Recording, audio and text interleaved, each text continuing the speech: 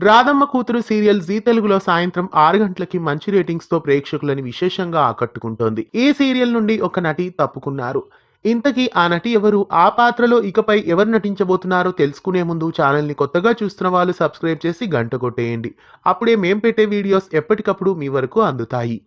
రాధమ్మ కూతురు serial evening slot లో ప్రేక్షకులని ఎంతగానో ఆకర్షిస్తోంది. దీప్తి మహ్నే, గోకుల్ మీనన్ మెయిన్ లీడ్ గా, అక్షర అరవింద్ పాత్రలలో ఆద్యంతం ప్రేక్షకులని మెప్పిస్తున్నారు. ఇక ఈ సీరియల్ నుండి ఒక నటి తప్పుకున్నారు. ఆమె మరెవరో కాదు, రాధమ్మ కూతురు సీరియల్లో మేనక క్యారెక్టర్ను పోషిస్తున్న మానస.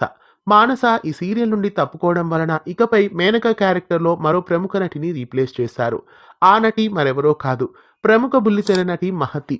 మహతి గతంలో భార్యామణి, హృదయం నుండి, నిన్నటి పాపే మా జీవన జ్యోతి, నేటి ఎదలో ఎల్లో ఇంద్రధనస్సు వరకు చాలా క్యారెక్టర్స్ను పోషించారు.